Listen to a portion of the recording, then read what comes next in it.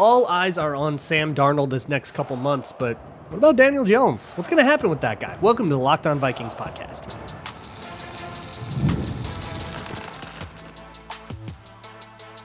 You are Locked On Vikings, your daily Minnesota Vikings podcast, part of the Locked On Podcast Network, your team every day. Hello, everybody, and welcome to the Locked On Vikings podcast, where we're always trying to learn something new.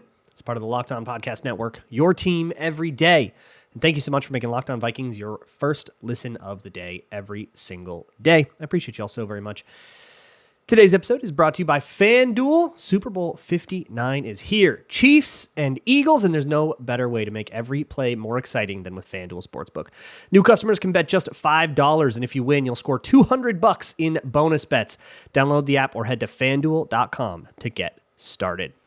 Today on the show, we have to address the elephant in the room, which is Daniel Jones. Daniel Jones spent the last half of the season on the Vikings practice squad. He was activated for their wild card game just in time to count toward the compensatory formula, which, as a move, sort of implies what maybe the Vikings are thinking of doing, but I don't think it guarantees anything. So what I want to go over today is the kind of quarterback Daniel Jones is, what I think has been sort of hinted at for the Vikings letting him go or not, and if they don't, what it means for J.J. McCarthy, and also, if they do let him go, who else is out there? Because somebody's got to join this QB room, and you're not exactly going to make this J.J. McCarthy and the Sean Mannions. It's going to be somebody real, somebody that could technically start and compete with him for that position. So we've got a lot to go over today, but let's start with what we know. The Vikings grabbed Daniel Jones in November, I think it was, off of the, not waivers, but off of out of free agency after he was released by the Giants. Now, my understanding of that situation, you can ask Pat Train over at Locked On Giants if you have other questions, but my understanding of that situation is that they were pretty clear that they were going to release him after this season, that the relationship was over. This didn't work out. We're done with you. We're gonna all go our separate ways. And it seemed like releasing him in the middle of the season, cap-wise, doesn't make that big of a difference. It does save them a handful of game checks, but so much of his money was guaranteed that it doesn't really take the sting out of it for the Giants. What it does is it allows Daniel Jones to go get a head start on things. And to me, it felt like the Giants doing him a professional courtesy more than trying to do all the nickel and dime cap stuff. I don't know. Maybe it was worth more to them. It doesn't really matter to me because I'm here to talk about what the Vikings are doing with Daniel Jones. And when he was kind of doing his little free agency sweepstakes, it was pretty clear that he wasn't going to get a roster spot. And I do believe that the contract and language in the contract had something to do with that he would have been too expensive to not immediately be a starter for someone. And maybe a team like the Raiders would have wanted that, or a team that was really struggling at the quarterback position somewhere else would have wanted that, like the Saints, who's dealing with injuries and stuff. Maybe somebody could have asked for that. But what happened instead was it was pretty clear he was going to get a practice squad slot with whoever. And if you are on the practice squad, your pay is pretty fixed. There's only so much room in everybody's budget for that. So that kind of suddenly turned from Daniel Jones saying, what's the best job I can get, to Daniel Jones saying, okay, who wants it?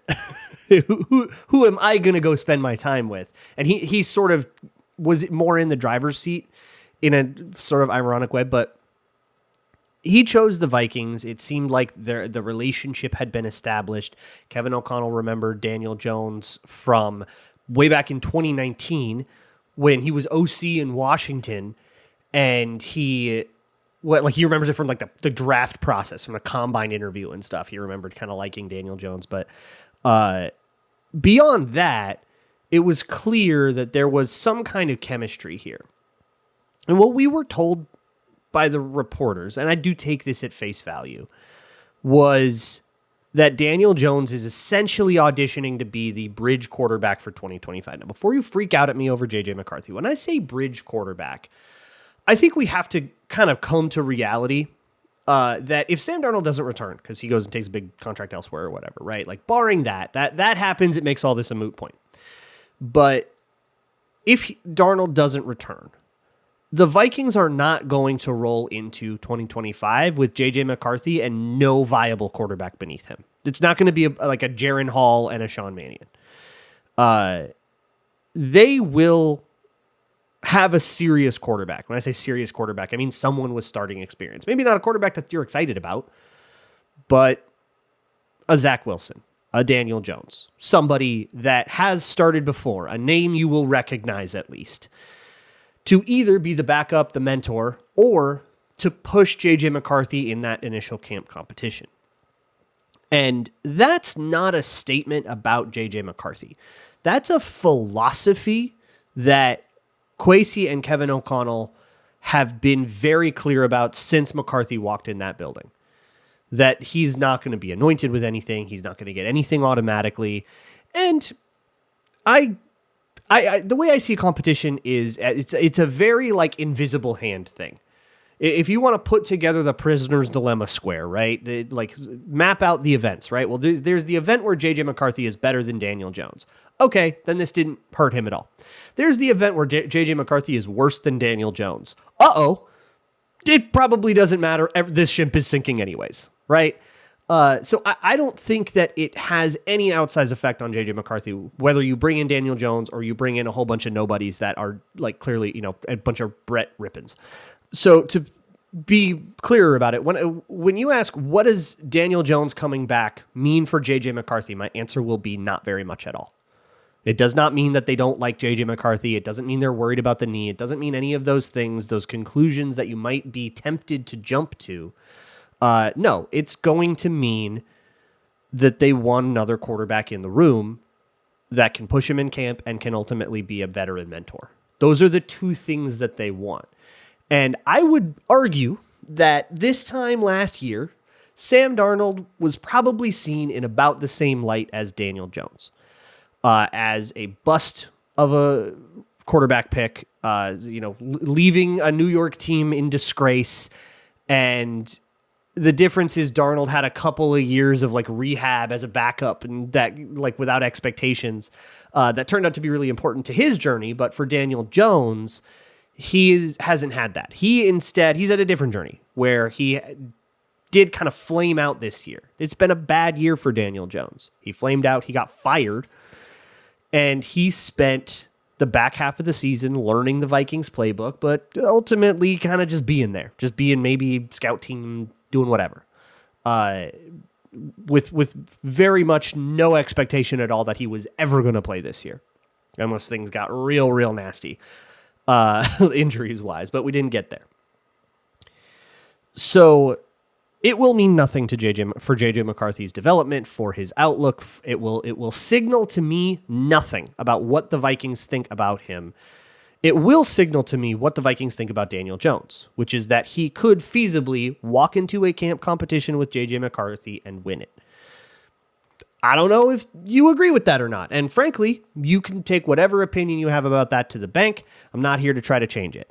But if they do go with Daniel Jones as that bridge, if they let Jones walk as what, maybe they let Darnold and Jones walk, who could it be? We'll talk about that later. But if it is Daniel Jones, it will imply something about what the Vikings are going to do on offense that I think I'm going to like.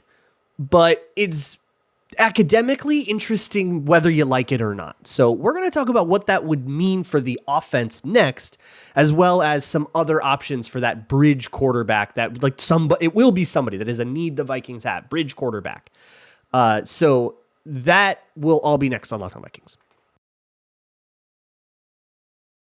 This episode of Locked On Vikings is brought to you by LinkedIn. As a small business owner, or maybe somebody who runs hiring for a bigger firm, your work never ends when the clock hits 5. You've got all kinds of extra responsibilities and just like stuff to think about and mull over all over the day. And that means when hiring it gets added to your plate as well, you can't just drop everything and look over 10,000 resumes. That's where LinkedIn Jobs comes in. It makes it easy to post your job for free, share it with your whole network, and get qualified candidates all in one place. 72% of small businesses say that LinkedIn helps them find high quality hires, and they have all kinds of new features to help you go through the process, like a feature that can help you write job descriptions and then quickly get your job in front of the right people with deep candidate insights. And you can add the hashtag hiring frame to your profile picture to double your reach to qualified candidates. So post your job for free at LinkedIn.com/LockedOnNFL. That's LinkedIn.com/LockedOnNFL to post your job for free. Terms and conditions apply. Moving right along here with the Locked On Vikings podcast. Thank you so much for making Locked On Vikings your first listen of the day. So next up, I want to sort of align this situation with one of the main through lines of the whole 2024 season to me, which was Kevin O'Connell's aggression. Kevin O'Connell's aggression in terms of his play calling. There's a lot of long routes, a lot of deep balls, hunting those chunk plays all the time. I spent a ton of time on this show talking about how I didn't really like it, but also how it kind of worked out sometimes. So maybe I should have probably been a little bit more patient with it. But it ultimately was also their undoing. What, it was like 6 or 7 of their 9 sacks in the wild card game came after 3.5 seconds. Like, that's holding the ball too long. Things were taking too long to develop, and they weren't all Sam Darnold's fault. So that, and like, I said it all year. It's like that. I get it, but this will undo you in the playoffs, and it undid them in the playoffs. So that's a lesson to learn, right? With Brian Flores coming back as well, it's not 100% because the Saints could still do something surprising, but I think they're the last team without a head coach now that the Raiders are signing Pete Carroll. But all the teams that have interviewed Brian Flores have landed on another head coach. So barring some sort of, Josh McDaniels in Indianapolis situation, will be. Or I guess another one almost happened, but it didn't. The Liam Cohen thing didn't. But barring some sort of, back out last minute thing, Brian Flores is staying in Minnesota. And so I think some of this applies to his side of the ball too, although we're not talking about that today. But I think for O'Connell, he just won Pro Football Writers Coach of the Year, right? And it's either him or Dan Campbell for AP Coach of the Year too. So we're not talking about like the Kevin O'Connell problem. What if we have to get rid of him? No, okay, he's winning awards. Relax. But that doesn't mean that you can't look within and say, how do I improve, right? And I'm sure he's doing that. And one of those look in the mirror challenges that he's going to have is, how do I balance my thirst for aggression with adaptability to what the defense across from me is doing? You need to be a chameleon. And we know Kevin O'Connell can be a chameleon offensively because the schemes that he ran with Kirk Cousins and then what he did, I mean, he could only really do so much change on the fly with Josh Dobbs, but then he changed things completely for Nick Mullins and Jaron Hall. And some of those things worked and some of those things didn't.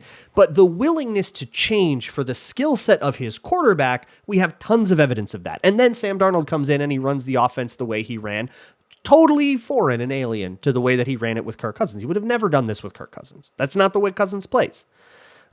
So we understand that O'Connell tailors his offense to the skill set of his quarterback. I think we can say that pretty safely. And the offense that was generated when you do that for Sam Darnold was the let's, hunt chunk plays all the time. Like that was just the thing that matched his skill set the best, that matched, it's also Jefferson and Addison and Hawkinson and what they can do and all that. The problem was it asked so much of the offensive line. And once you had Darisaw get hurt, once you were flipping around with Ingram and Reisner and neither of those guys were working out and you had these problems, not to mention you kind of tried to moneyball it on the inside with a cheap Garrett Bradbury contract and a cheap Blake Brando contract and no real competition for those two. Because even if Reisner gets the starting job, he was getting it over the guy you spent a second round pick on. So they kind of moneyballed an offensive line and then asked that offensive line to be a load-bearing pillar and block for 4 seconds every play. That is the incongruity that undid them and caused them to score 9 points in a crucial Week 18 game and then a playoff game, back-to-back. So where this all comes in with Daniel Jones is this is not Daniel Jones's offense at all. Daniel Jones's best offense, the 2022 year where he beat the Vikings in the playoffs, was Brian Daboll figuring out that he had Saquon Barkley on the team. He had a couple other guys that were like pretty good after the catch. And it was just quick strike after quick strike. And it wasn't like perimeter screens all day long. There was a lot of attacking the flats, especially against the Vikings because there's a weakness there. But it was more about getting the ball out of Daniel Jones's hands quickly, making the reads for him very, not simple, but decisive. There wasn't like a long, pure progression to go. You weren't 1, 2, 3, 4, 5, 20-yard routes. And taking in all this information at once and trying to juggle it in your brain all at the same time. That's what Sam Darnold did in 2024, and he did a good job of it. And the problem was when I think he got a little nervous, he couldn't do that anymore, and the whole operation fell apart. But with Jones, it was very much, read a linebacker. Here's your key, right? Read it against the hook or whatever. I don't think Daboll did the pure progression thing in 2022 with the Giants. Now, if there are any Giants fans here that are listening to me, because I know there are some non-Vikings fans that just like bounce around the Locked On podcast, which I love you guys, by the way. I love the curiosity. Fantastic stuff. But if you're a Giants fan and you're listening and I'm super wrong, please tell me.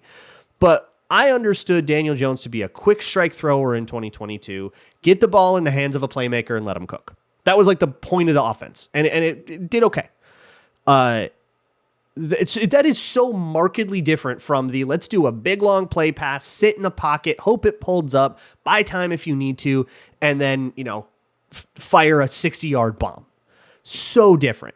And it's just about the skill sets you have. Both of those offenses can absolutely work. The Daniel Jones type offense that I'm talking about, yeah, Tom Brady did that for like 20 years. It works fine. Brock Purdy took it to the Super Bowl last year. That is absolutely a valid way to move the ball in the NFL.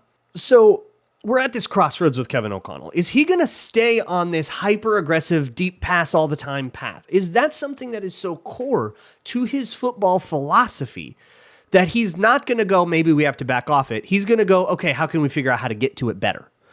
How can we dig a little further and keep the aggression up, but maybe find different ways to protect? Or, maybe that means we go make a huge investment in O-line or something. Like maybe they're going to try to find a way to solve the problem instead of reduce its impact.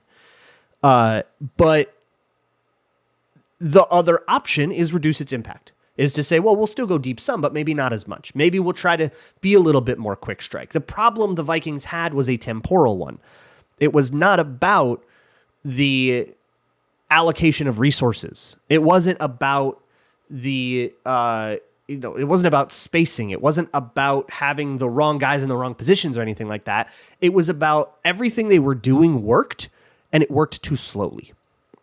If they could just speed everything up, it would be great. And that even goes between the plays. And they actually figured out a way to do that by bringing Wes Phillips down to the sideline and streamlining communication that way. And they barely had any pre-snap problems again after they did that. Like, that was a very clear solution to that problem, which is awesome. But the crossroads they are at is between depth of target and time to throw, if you want to just put it into those two stats. And those two stats are diametrically opposed. And just physically, you kind of have to choose where you are on that spectrum because deeper passes take longer. Fact. So if the Vikings keep Daniel Jones in the offense, it kind of tells me that they're going, all right, yeah, maybe we stood in the pocket a little bit too long last year. Maybe we should back off of that.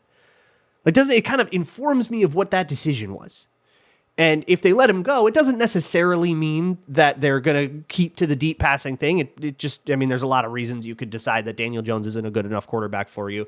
Go watch a bunch of Giants games. You'll find a few of them. But it will tell you something about where Kevin O'Connell is at if they keep him. And they're choosing this offense not based on Daniel Jones or Zach Wilson or Sam Darnold. They're choosing this offense based on what J.J. McCarthy can do in 2025.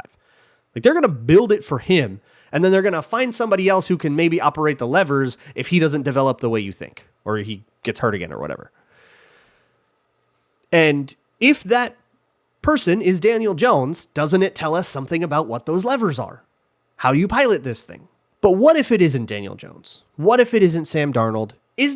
Are there other people out there? Maybe a rookie? Like, what do you do if you're not going to go with one of the two guys that are sitting in the building right now? That'll be next on Locked On Vikings. This episode of Locked On Vikings is brought to you by FanDuel, America's #1 sportsbook. Super Bowl 59 is here. That is Gramblin' Christmas. You know what it is. You have all kinds of wild stuff. Super Bowl MVP, Gatorade color. You can bet on the coin flip if you're a really broken person. FanDuel is here for whatever it is that you want. The live betting feature also lets you stay involved no matter what's going on the field. Even if it's a blowout, you can go gamble on the college-looking 19.5 point spread, whatever it is. And you can place a $5 bet and potentially win $200 in bonus bets for the Super Bowl. So download the app or head to FanDuel.com to get started. Bet just $5 on whatever it is you want, and you'll score $200 in bonus bets. That's FanDuel.com. Bet with FanDuel, official sportsbook partner of Super Bowl 59. Moving on here with the Locked On Vikings podcast, no stone unturned is, I think, a healthy GM philosophy. It's certainly one that Kwesi Adolfo-Mensah has shown that he has. He's finding guys like Jalen Redmond in the UFL. He's, looking out to European leagues for guys, using the International Pathway program, that stuff. And so that means that guys, even guys you don't think are going to hit the market, are probably worth considering. In terms of who the free agent quarterbacks are, there's not that many outside of Sam Darnold that are worth a lot of consideration as the bridge. Again, we're thinking of somebody who has starting experience, and in the event that J.J. McCarthy still needs development that you feel good about putting in for 6 to 8 weeks or however long you think that will take. If his mechanics still aren't where they are because he's been rehabbing all the way up until May and you needed to go with that. A lot of McCarthy's development got put on pause when he got hurt. And that means that he's not really going to be able to live up to a second-year expectation. That's just not how it works when you get injured your rookie year. And I think if you're going to still put that on him, I don't think that you're being fair, as much as it sucks to have to be more patient than you thought you were going to have to be. But here's the reality, is Brett Rippon's the only other quarterback under contract right now. I think he has a futures deal with the Vikings. And then it gets pretty bleak. Of guys that have starting experience that you could technically look at, you've got Zach Wilson, Marcus Mariota. You can pull out somebody really old like Andy Dalton or somebody like that. There's a bunch of those. The Joe Flaccos of the world. I don't know, Jameis Winston. I mean, he did start early in his career, but he's very clearly a backup now.